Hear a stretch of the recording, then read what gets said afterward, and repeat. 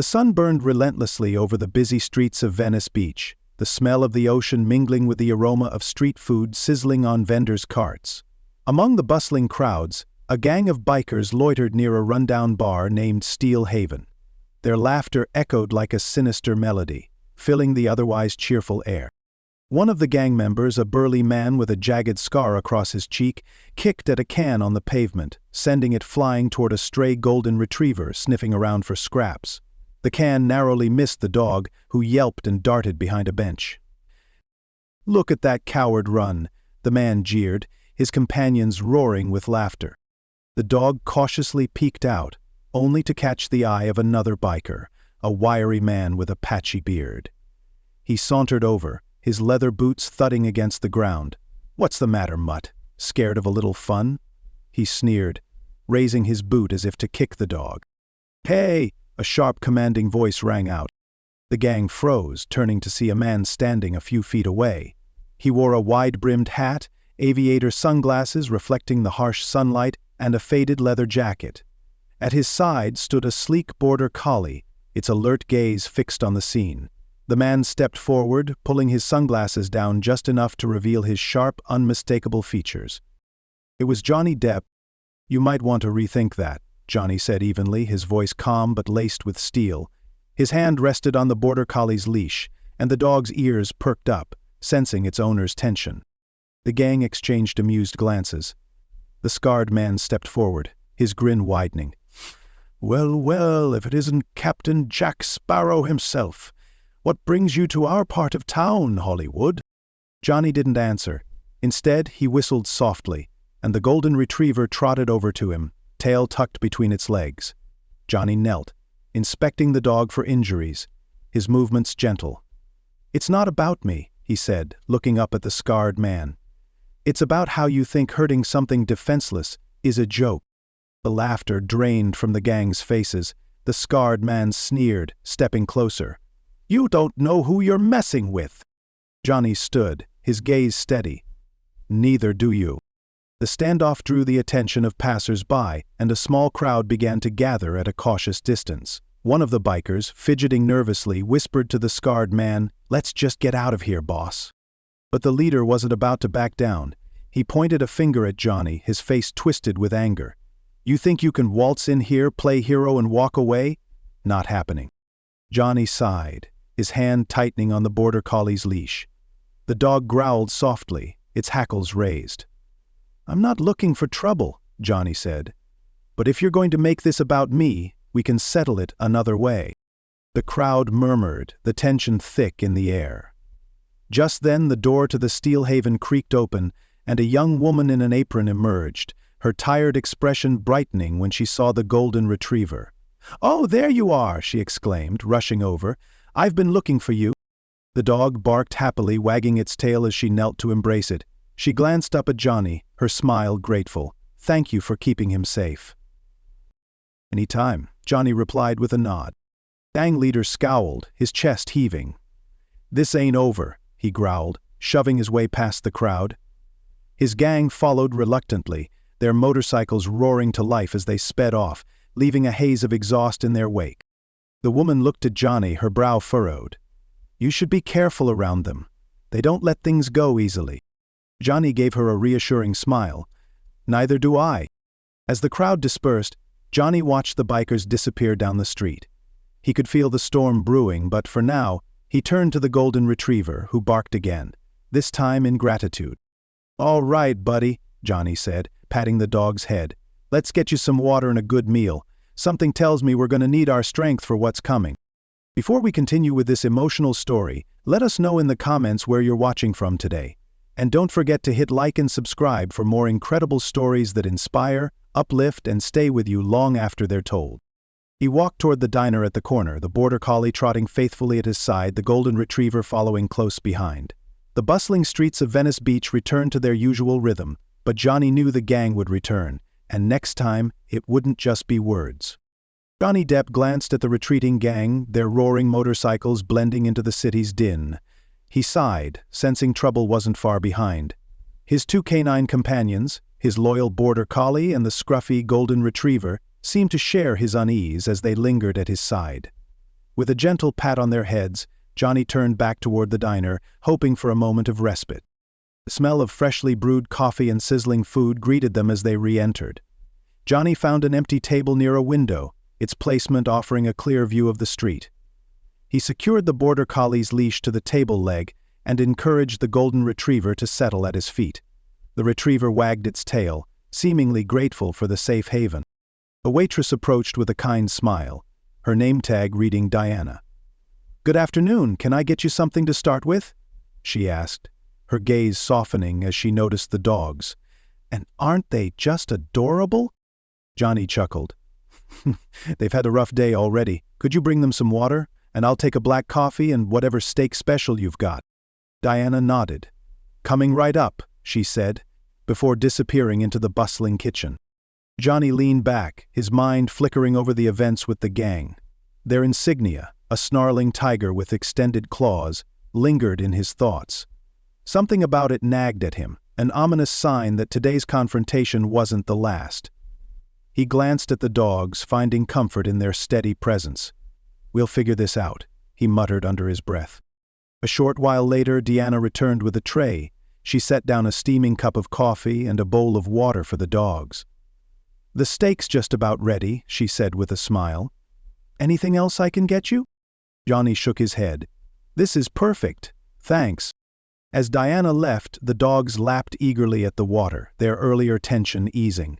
Johnny took a sip of coffee, savoring its bitter warmth. He pulled out his notebook, jotting down thoughts for a potential project. But his focus was interrupted by a low growl from the border collie. "What is that thing?" she asked. Johnny followed the dog's gaze toward a man passing by their table, a burly figure in a biker vest, his face twisted in a sneer. "Filthy mutts," the man muttered, just loud enough to be heard. Before Johnny could react, the man's boot lashed out, striking the golden retriever in the side. The dog yelped in pain, the sound cutting through the diner's chatter like a knife. Johnny shot to his feet, his chair scraping against the floor. His hand instinctively went to the golden retriever, soothing its trembling frame while his eyes locked on the aggressor. "What the hell do you think you're doing?" Johnny's voice was low, but laced with unmistakable fury. The man smirked, unfazed. "Control your beasts, Hollywood, they don't belong here." Johnny's hand rested protectively on the dog's head. "You don't belong here," he said evenly, his calm demeanor barely masking the storm brewing beneath. The diner fell silent, all eyes on the confrontation. The man stepped closer, towering over Johnny, his sneer widening. "What are you going to do about it?" he taunted. For a moment, Johnny considered responding physically, but he caught himself. Instead, he took a step forward, his eyes boring into the man's. "Walk away," Johnny said, his tone cold and final, "before you regret it." The man hesitated, his bravado faltering under Johnny's unwavering stare. With a growl of frustration, he spat on the floor and stormed out, slamming the diner door behind him. Johnny crouched down, inspecting the golden retriever. "You okay, buddy?" he murmured. The dog's tail wagged weakly, but its pained expression made Johnny's chest tighten. Diana rushed over, her face pale. "Oh my God, are they all right?" she asked, kneeling beside them. Johnny nodded slightly. "I think so, but—" He trailed off, noticing the retriever's labored breathing. Alarm bells rang in his mind. Something's not right. Decker rose. As if on cue, the dog began to gag, its body convulsing as it struggled to breathe. Panic surged through Johnny, but he forced himself to stay calm. "I need water," he called out, his voice commanding but steady. Another waitress hurried over with a bottle, and Johnny worked quickly, pouring small sips into the dog's mouth. For a heart-stopping moment, nothing changed. Then, with a final heave, the retriever expelled a piece of meat. A sausage. Relief washed over Johnny, but it was short-lived. The dog still seemed dazed, its eyes unfocused. Diana glanced nervously toward the kitchen. "There's a vet a few blocks away," she said quickly. "Do you need me to call ahead?" "Yes, please," Johnny said, his voice firm. He turned to the other waitress who had been watching nervously. "Did anyone see what happened? Did someone feed him that?" The young waitress hesitated, then nodded. "There was a guy. He gave the dog a sausage. I thought it was okay, he seemed friendly." Johnny's stomach sank. "What did he look like?" She bit her lip, thinking. He had a beard, leather gloves, and a vest with some kind of tiger logo. The mention of the insignia made Johnny's blood run cold. It was no coincidence. The gang had come back, and this time, they had struck where it hurt most. "I'll take care of this," Johnny said, his voice steady but grim. Scooping the golden retriever into his arms, he looked down at his loyal collie. "Let's go." As Johnny headed for the door, his mind raced. This wasn't just an act of cruelty, it was a message, and he intended to send one back. Johnny Depp's footsteps echoed in the quiet of the late afternoon as he approached the veterinary clinic's entrance. The golden retriever, weak and trembling in his arms, let out a faint whimper. Johnny's border collie padded faithfully alongside him, as if sensing the urgency. The sight of the clinic, a white building with a bright blue cross, brought a glimmer of hope, though the fear gripping Johnny's chest remained unrelenting.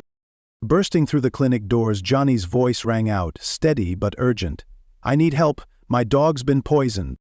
The receptionist, a woman in her early 40s wearing scrubs, immediately sprang into action. "Bring him this way," she directed, guiding Johnny to an examination room.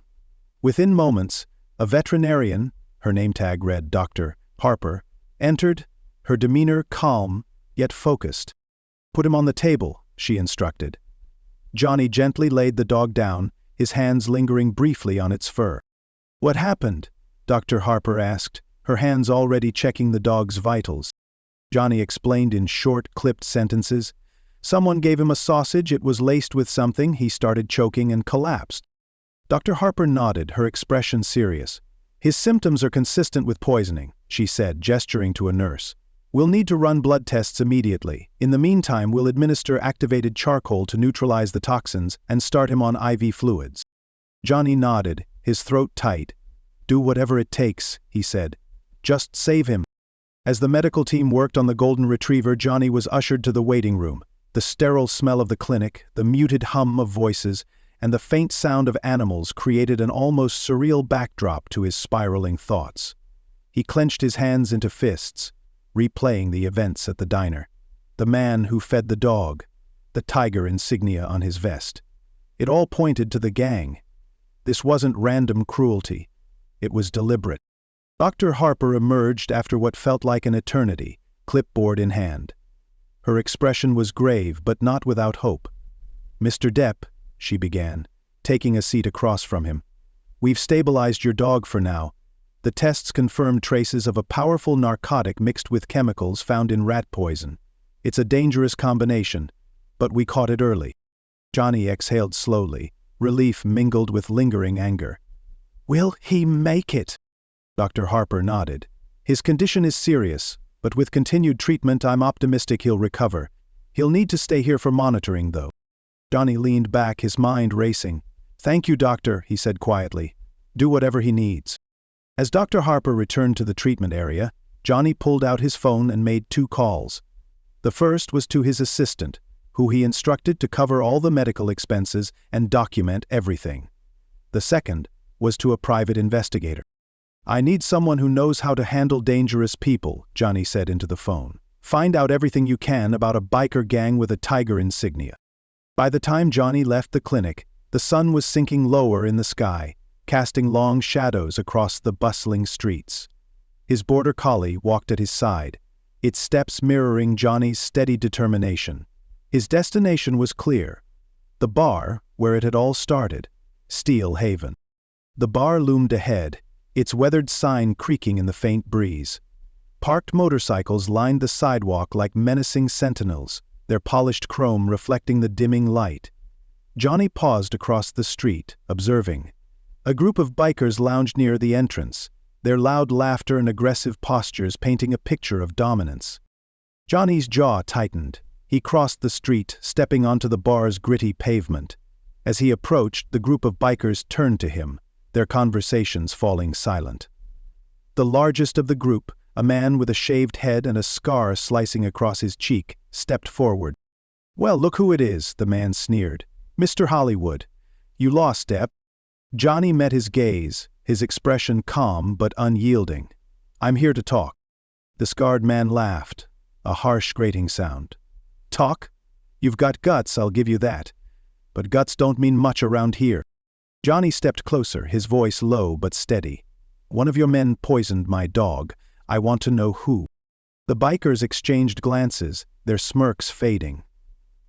Don't know what you're talking about, the scarred man said, crossing his arms. Maybe you're just looking for someone to blame. Johnny tilted his head slightly. Maybe, he said, but if I find out it was one of you, you'll regret it. The tension crackled like electricity. The bikers shifted uneasily, their earlier bravado dimming under Johnny's piercing gaze. Before the situation could escalate, the bar's door creaked open, and a young man in a server's uniform stepped out, his face pale. Excuse me, the server said hesitantly, addressing Johnny. Can I talk to you for a second?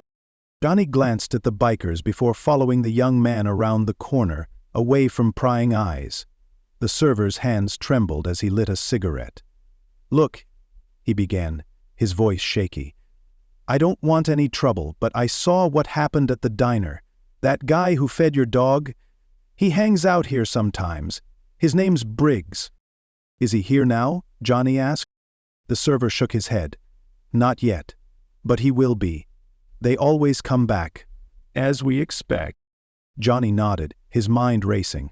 Thanks for the tip, he said, slipping the man a few bills. Get yourself somewhere safe, tonight. The server hesitated, then nodded, disappearing into the night. Johnny returned to the clinic briefly to check on the golden retriever. Dr. Harper reassured him that the dog was stable, though the next 24 hours would be critical. With a lingering glance at his loyal companion, Johnny left once more, his mind set on confronting Briggs. Back at Steel Haven, Johnny waited. The bar's noise grew louder as the night deepened, patrons spilling onto the sidewalk. The border collie sat beside Johnny, its ears alert, as if ready to act. Johnny glanced at his phone. The call to Sheriff Hank Morrison had been brief but reassuring. The sheriff's calm, authoritative tone had steadied Johnny's nerves as they coordinated their plan. Don't engage them, Hank had said. We're mobilizing now. Stay out of sight. Johnny slipped his phone back into his pocket, his eyes narrowing as he watched a young man in a server's uniform exit the bar. The man's face was pale, his hands trembling as he lit a cigarette. Johnny approached him slowly, his presence deliberate but non-threatening. You okay? Johnny asked, his voice low. The server jumped slightly, then turned to Johnny, recognition dawning in his eyes. You're him, he stammered, his gaze darting nervously toward the bar. Johnny nodded. I'm looking for Briggs. Is he inside? The server hesitated, his fingers fidgeting with his cigarette. He's not here yet, but he'll come. They always do. Johnny leaned closer, his tone firm but empathetic. You don't have to stay in there. If it's dangerous, leave. No job's worth your safety. The young man swallowed hard, then nodded. Thanks, he muttered, before slipping away into the growing twilight. Johnny's attention returned to the bar as the rumble of motorcycles grew louder. A line of police vehicles had arrived in the distance, their flashing lights muted but visible. The officers moved with tactical precision, their approach measured to avoid drawing unnecessary attention. Johnny stepped back, retreating into the shadows as the police moved in. From his vantage point, he watched as they surrounded the bar, their movements coordinated. The bikers outside barely had time to react before they were subdued, their hands restrained with practiced efficiency. Inside, chaos erupted. Through the bar's grimy windows, Johnny could see officers corralling patrons and securing the premises. Tables were overturned, and the bikers who had terrorized the neighborhood were swiftly taken into custody. Johnny's hand instinctively rested on the border collie's head. It's almost over, he murmured. As the last of the bikers were escorted out, one figure stood out. Briggs. The man with the tiger insignia vest struggled against the officers holding him, his face a twisted mask of anger. When his gaze landed on Johnny standing across the street, recognition flared. You. Briggs spat, his voice carrying over the murmurs of the gathering crowd. This is your doing, isn't it? Johnny stepped forward slowly, his movements deliberate. The border collie followed at his side, its posture tense. You poisoned my dog, Johnny said, his voice calm but cutting. You thought you could get away with it. Briggs sneered, his bravado flaring despite the cuffs on his wrists. What's a mutt worth to someone like you? You think you're some kind of hero?" Johnny's eyes didn't waver. "You don't mess with a man's dog," he said simply. "Not mine, not anyone's." Briggs lunged forward, restrained only by the officers flanking him. "I hope it died," he shouted, his voice venomous. Johnny's expression hardened, but he didn't rise to the provocation. "It didn't," he said coolly, "and now you'll have plenty of time to think about what kind of person hurts an innocent animal for fun." The officers dragged Briggs away, his shouts fading into the hum of the police vehicles. Johnny stood still for a moment, his gaze lingering on the bar as the flashing lights cast shifting shadows across its weathered exterior. The walk back to the veterinary clinic was quieter, the tension of the day giving way to a calm determination. When Johnny arrived, he found Dr. Harper waiting for him in the lobby. Her tired smile gave him the reassurance he needed. "Buddy's stable," she said. "The antidotes are working, and his vitals are improving. He'll need to stay overnight for monitoring, but his prognosis is good." Relief washed over Johnny, and he allowed himself a small smile. "Thank you, doctor. Can I see him?" Dr. Harper led him to a quiet recovery area where Buddy lay on a padded bed, his tail giving a weak wag as Johnny approached. The sight brought a lump to Johnny's throat. He knelt beside the dog, resting a hand gently on its head. "Hey, Buddy," Johnny said softly. "You're gonna be okay. We got them. They won't hurt anyone else." The border collie nudged Johnny's arm, as if seeking reassurance. Johnny smiled faintly, scratching behind its ears. "You did good too," he murmured. As Johnny prepared to leave the clinic, a small television in the reception area caught his attention. The local news was covering the arrests at Steel Haven, detailing the charges against the gang, including illegal substance distribution and animal cruelty. The anchor mentioned the discovery of incriminating evidence linking the gang to multiple offenses, and Johnny felt a sense of satisfaction knowing justice was being served. Sheriff Hank Morrison had kept his promise. There was no mention of Johnny's involvement, allowing him to maintain his privacy. Back at his hotel, Johnny reflected on the day's events. The bond he had formed with his dog had been forged in adversity, and he knew their connection would resonate both on and off the screen. He glanced at his phone, where a text from Hank awaited. "Operation successful. All suspects in custody. Your involvement remains confidential. Well done, Johnny." Johnny smiled faintly, the weight of the day easing. Tomorrow would bring new challenges, but for now, he was content knowing that Buddy was safe, justice had been served, and the community was a little better off. If this story moved you, take a moment to like this video, share it with someone who loves a heartwarming tale, and don't forget to subscribe for more stories that inspire and ignite change. Let us know in the comments, what would you have done if you were in Johnny's shoes? Until next time, remember, kindness always wins.